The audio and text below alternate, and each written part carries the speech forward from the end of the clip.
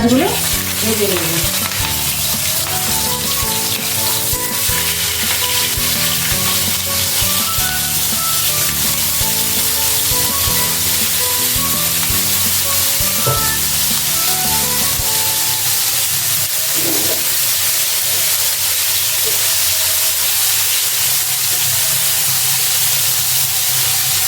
চিংড়ি মাছগুলো একটু টপিট করে উল্টে পাল্টে নেব।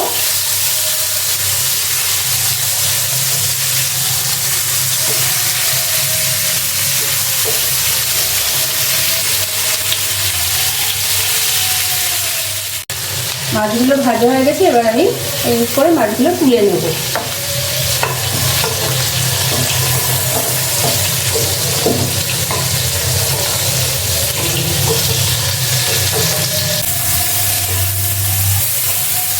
টমেটোটা হয়ে এসছে, এবার এর মধ্যে আমি 1 চামচ আদা বাটা,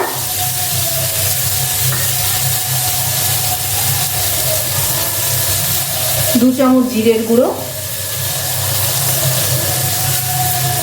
1 চামচ দেবো লঙ্কার গুঁড়ো, যে যেরকম ঝাল খায় 1 চামচ লঙ্কার গুঁড়ো, আর দেবো সামান্য একটু 1/2 চামচের মতো হলুদ গুঁড়ো দিয়ে সামান্য একটু জল দিয়ে মশলাটা একটু ভালো করে কষিয়ে নেব।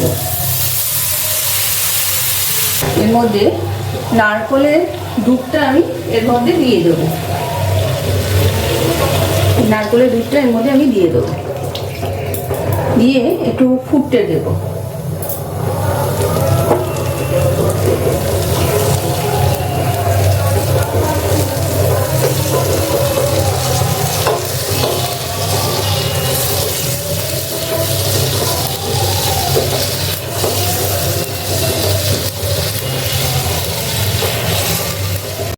বন্ধুরা, ঝোলটা ফুটতে শুরু করেছে, এবার আমি ভাজা চিংড়ি মাছগুলো এর মধ্যে দিয়ে দেবো।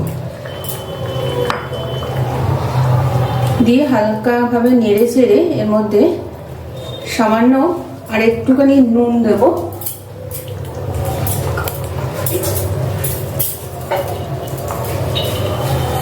আর 1 চামচের মতন একটু